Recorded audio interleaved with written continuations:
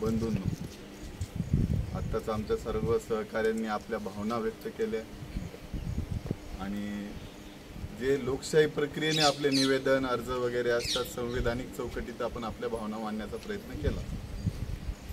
पण 2024 मध्ये तुम्ही आम्ही जगत असताना आपण पाहतो की विशाळगड छत्रपती शिवरायांच्या या महाराष्ट्रामध्ये इथल्या गडकोटाच्या किल्ल्याला त्यांना एक परंपरा आहे आणि शिवकालीन संदर्भापासून तर आतापर्यंत आमचे मित्र बाळासाहेब सगळे जिथे सगळ्यांना माहिती आहे, जे वाचतात लिहितात बोलतात की बाबा ह्या लढाया कधीच जातीच्या नव्हत्या, ह्या लढाया कधीच धर्माच्या नव्हत्या।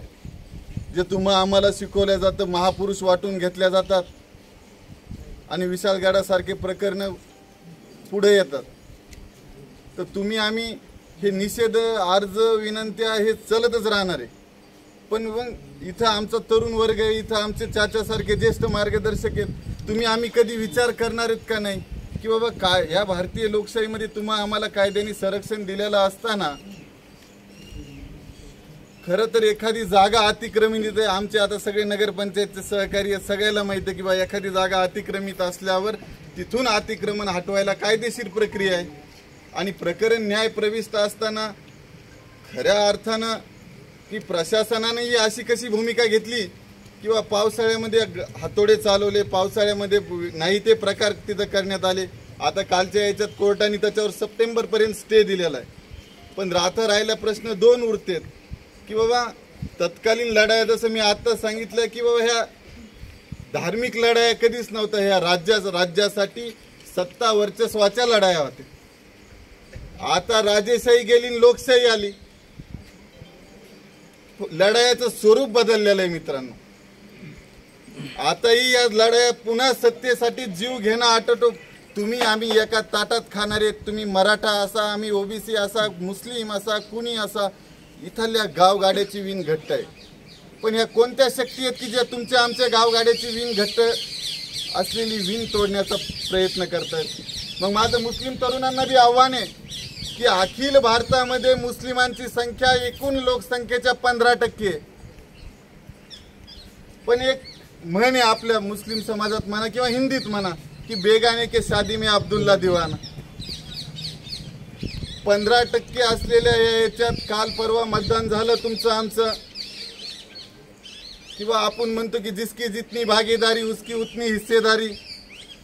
पण दरवेळेस मुस्लिम समाजाला भीती दाखवून दरवेळेस काहीतरी वेगवेगळे सोंग करून आताही माझे सर्व सहकारी मला वाटत आहे, मला नेहमी वाटतं की बाबा सगळ्यांनी प्रोग्राम ठरवला की बाबा बस स्टँडवर करायचं म्हणलं चांगली गोष्ट आहे, निवेदन देऊ। आमचा मुस्लिम समाज इतका शांतताप्रिय आहे की आम्ही प्रशासनाला गॅरंटी देतो की काहीच होणार नाही, पण यांच्या मनात 144 असो किंवा तत्सम कलमा असो यांचा एवढा भाऊ किंवा ही लिडरशिपच स्टँड होऊ द्यायची नाही। मग हे गल्लीतून नाही, हे गल्ली ते दिल्ली चालू आहे। तर आता कालच्या झालेल्या इलेक्शनमध्ये 15% असलेले लोक हे आपली लोक आहेत।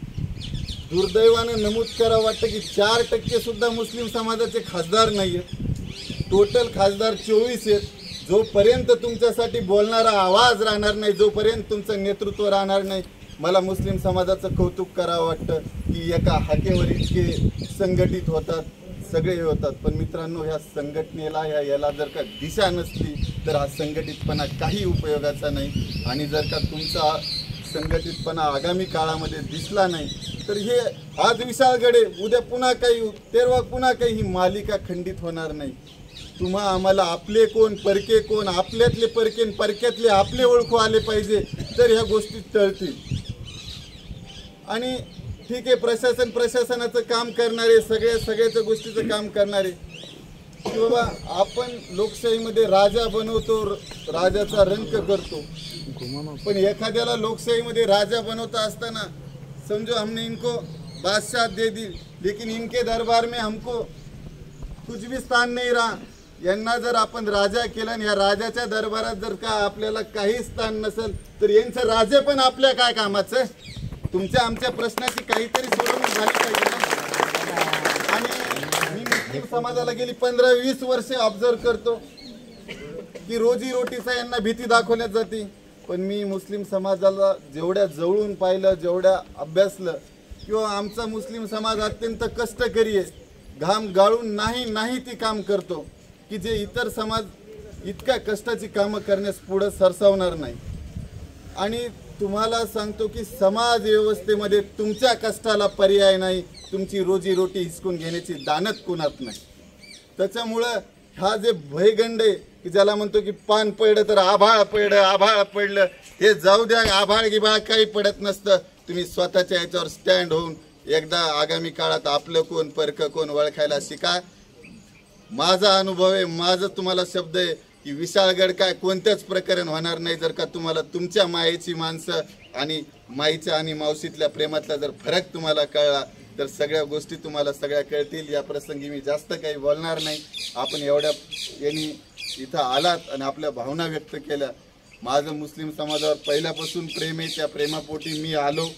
कदाचित मला काहीतरी सुधार अपेक्षित आहे, या तळमळीनं मी बोललो। कदाचित माझं ही जास्तीची तळमळ कोणाला जर मळमळ वाटली असेल तर त्याबद्दलही मी जाहीर आपल्याला संवेदना व्यक्त करतो आणि माझे 2 शब्द थांबवतो।